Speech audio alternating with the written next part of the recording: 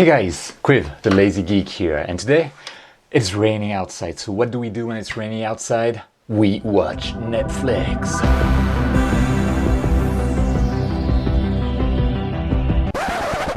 Or we could simply process some PixInsight. And by that I mean we're gonna process together today the sunflower galaxy that I've been taking in my last videos, which I'm linking to on the top here. Now, I've added frames since then. On the first night, I took 700 frames. I had to throw away half of them, and I ended up with 341 frames stacked. And now I've added two more nights. Both were mediocre nights, and I had to throw away a lot of the frames. But throughout those 3 nights, I managed to get 756 frames that were stackable, and that made it into a final stack that I have here now on my computer. And so let's look at this. Obviously, I've already stacked everything. So the method that I use for that, it's in another video, which I did on the Needle Galaxy in the past. So you can check that out as well.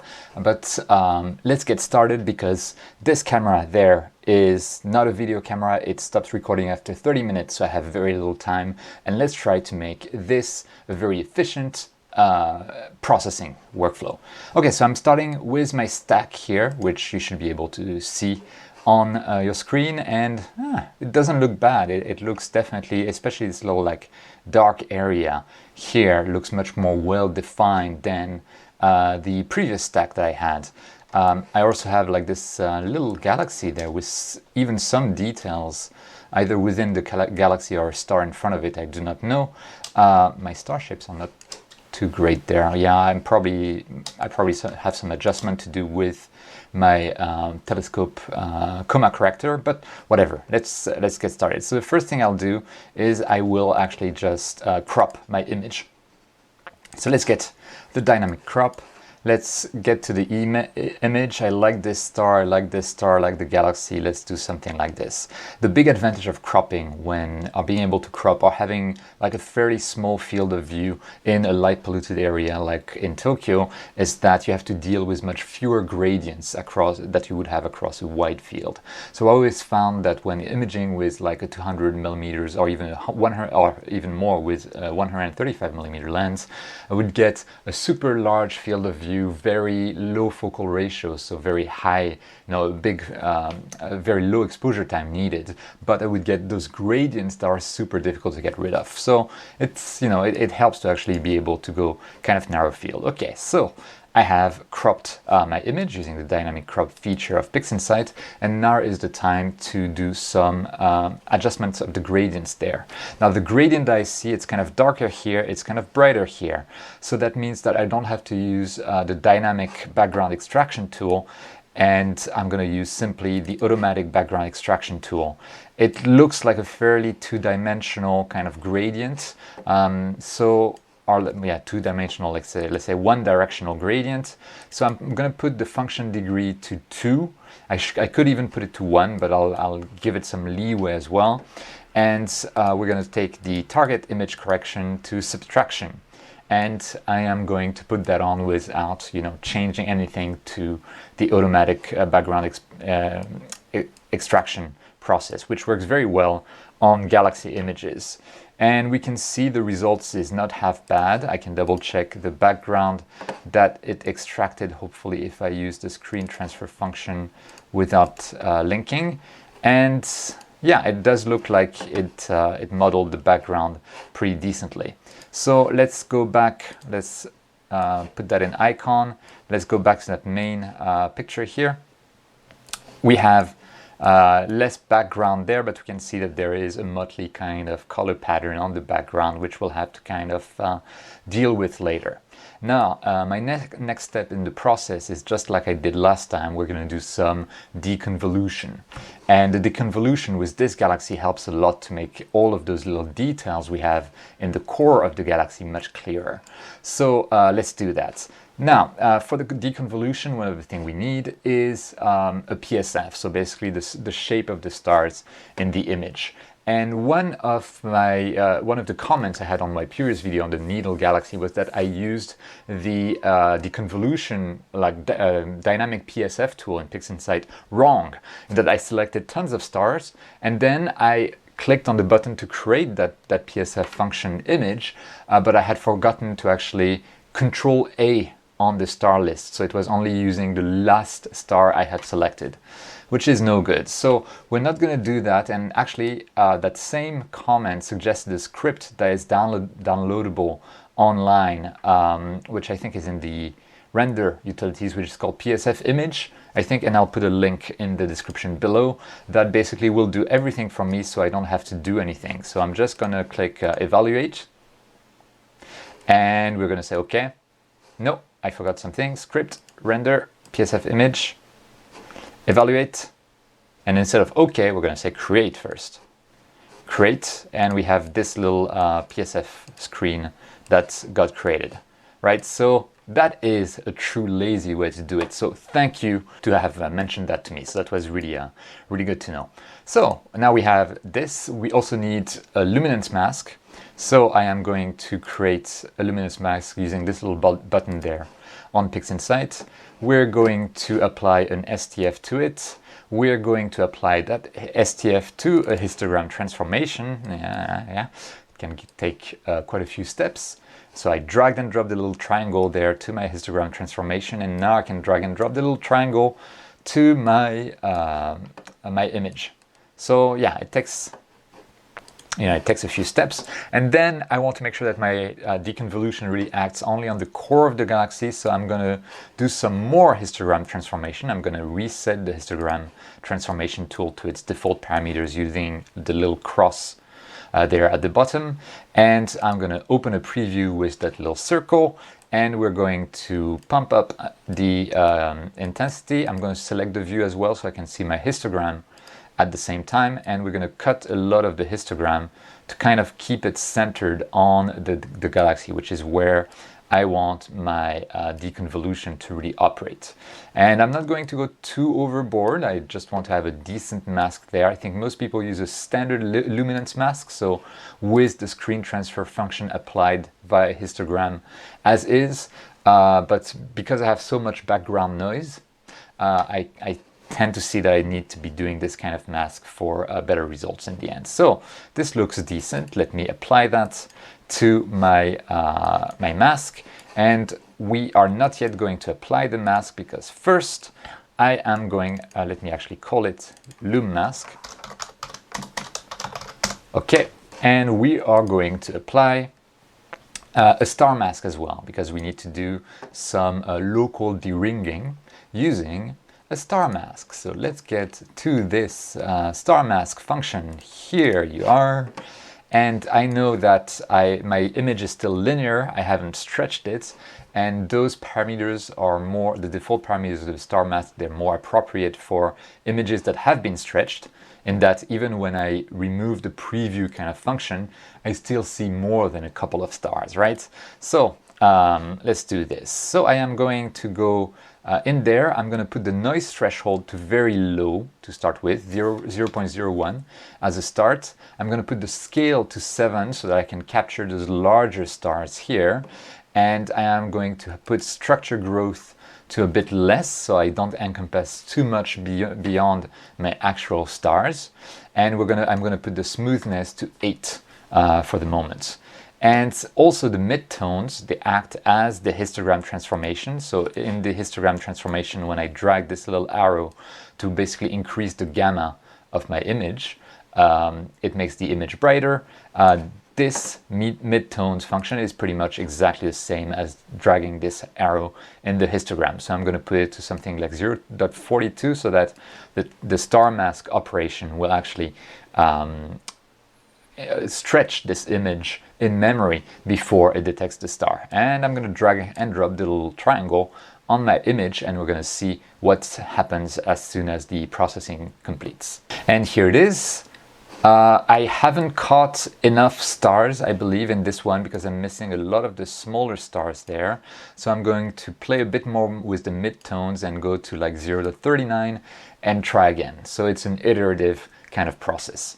And here we are. So we have the star mask. At first it looks like this, so I'm going to stretch it. And this looks much better. It looks like I have captured all of my stars in the image without capturing too much noise. So this is done by playing with, by lowering the noise threshold. I like to lower it to 0.01, and then by playing with the midtones to kind of stretch the image in the background. So first, before I use this star mask, I am going to use the screen transfer function to apply it to the star mask via a histogram transformation. So if I go to the histogram transformation here, we're going to drag and drop like this, and I made a mistake there. We're going to drag and drop like this, and we are going to drag and drop the little triangle of the histogram transformation to that image, and I think that looks pretty good. And then I actually may want to make my stars in this star mask even a little bit brighter, like this. This looks decent enough, and I'm going to apply that histogram. Cool, so now we have prepared our star mask, we have prepared our main luminance mask, and we have prepared the PSF. So we are set to go. So I'm going to take my luminance mask, we're going to drag and drop it to here so that the galaxy is selected while the rest of the image isn't really. And we're going to hide the mask so that it doesn't bother me while I'm playing with the deconvolution. And we're going to create a preview using this little preview button at the top, which creates a preview tab here, which I can use to actually preview the changes that the deconvolution process will make to the image. So let's go to deconvolution. And deconvolution is here. And we want to use external PSF because I have my PSF function here. So I am going to select it. We're going to validate that. And I'm going to set deringing. I'm going to say that I want to use local deringing. And I'm going to say that I want to use the star mask as my support for that. At the same time, my global dark, I'm going to set it to something very, very, very low, like 0.01. Usually for me, it's a good start. I don't know why, and I don't know how all this works, and I have no idea what this operation really does. So don't ask me.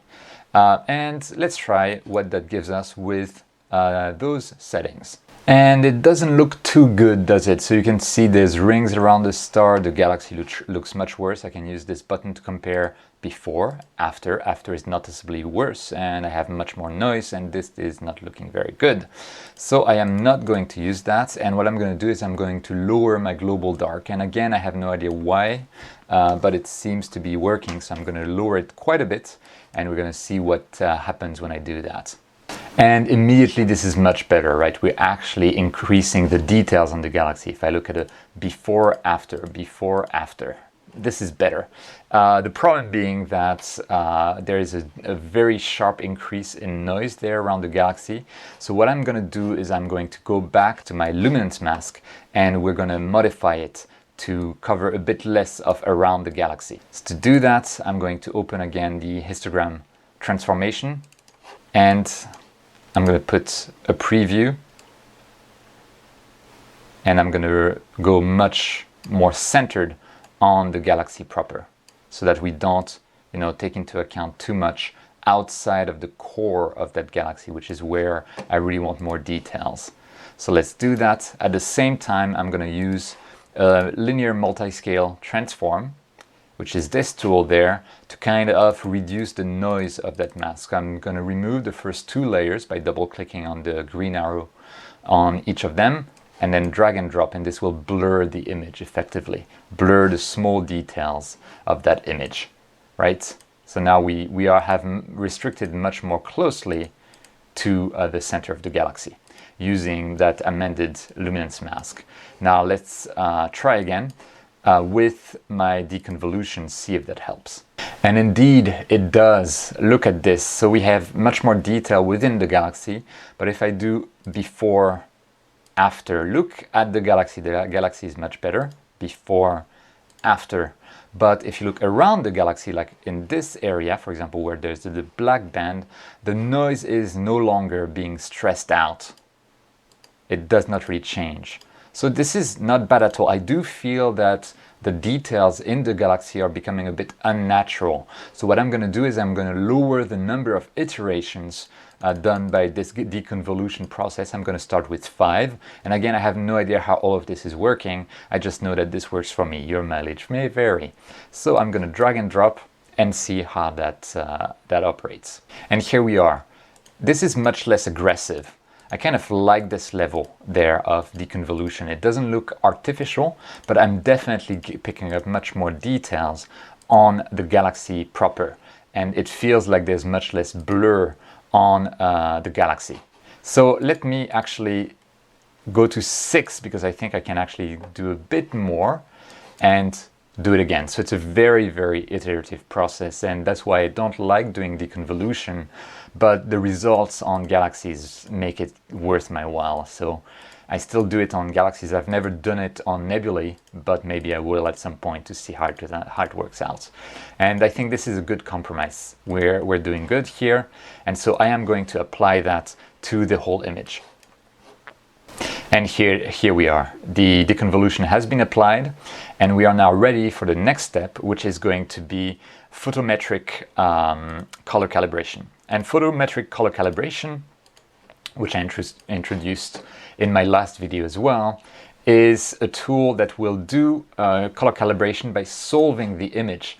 And by solving, it means it will look at the stars and it will determine where in the sky it is, and it will know what color each star is supposed to be because it knows the spectrum of each of the stars, and then it will actually tell me like, okay, this is the real color of your image. So the easiest way to do that for me is you do need to put like approximate coordinates. You can search coordinates using the search coordinates button, and then I've done that in my last video about the needle galaxy. But what I will do this time is I am going to open up one of my frames, my actual light frames taken directly, still Bayard, whatever.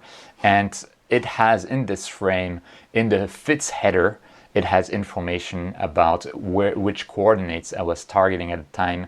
It has information about my focal length and my pixel size. And this is because Nina, the capture software that I use, which is free and open source and awesome, basically recorded this information within the FITS file header.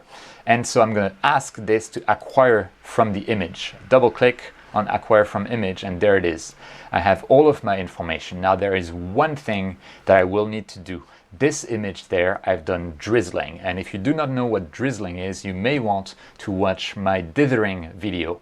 Because if you are not dithering, you cannot drizzle. And drizzle lets you recover a lot of resolution if you have the seeing to support it. So you could be taking a picture that is what we call undersampled, in that your camera pixel size and your focal length are kind of respectively too large and too small to capture a lot of details, but with dithering associated with drizzling, we can actually recover some of those details.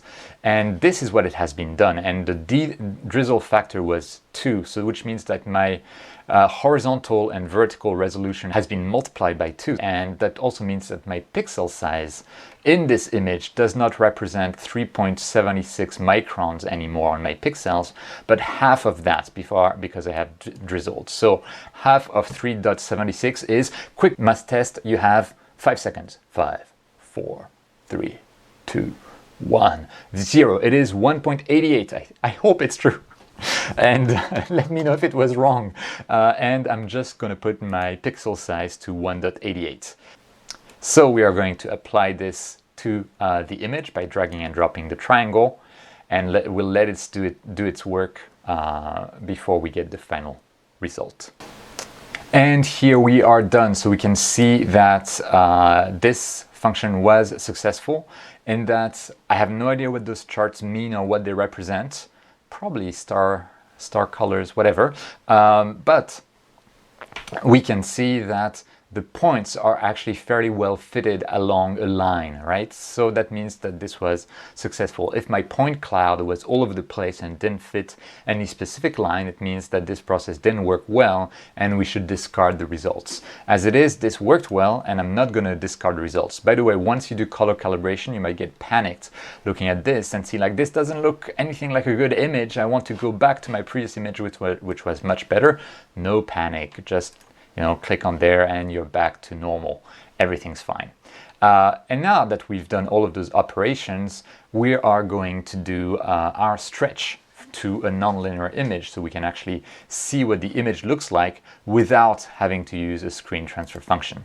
And one of the reasons, by the way, I do not do noise reduction at the linear stage is because for me, I'm actually just in an area that is too light polluted, and I get worse results if I do noise reduction at the linear state, even using John Arista's excellent guide on that. So anyway, we are ready to do the masked stretch. And to do the masked stretch, and actually before I mentioned the mask stretch, it reminded me of something that's in the photometric color calibration. There is a background neutralization option here, and you have an upper limit that's important, or it does have some effects. And to set that upper limit is basically the upper limit of the pixel values of your background. And so you can, click like this, and at the bottom of the screen, you can see there are 3 RGB things written there, and they're all like hovering around 0.0003.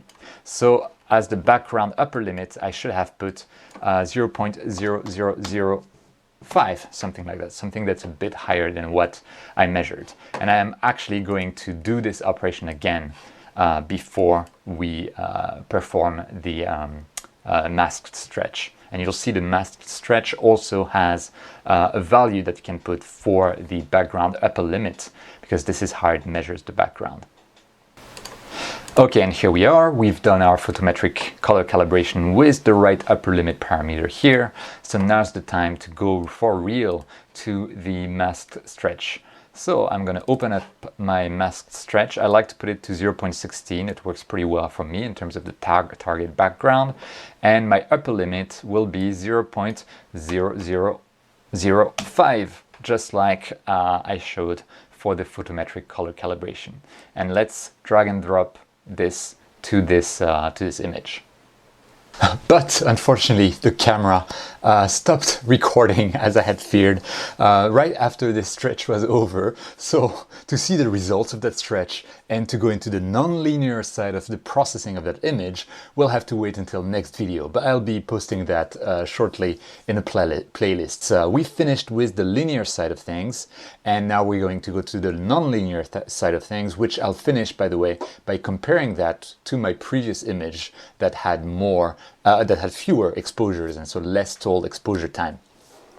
So thank you so much for watching. I hope this was useful and that I'm showing some techniques that can be used by others. I try to keep my processing workflow as simple and as streamlined as possible. If you like this, please click like. Please also subscribe. And also don't forget to look up at the stars. See ya.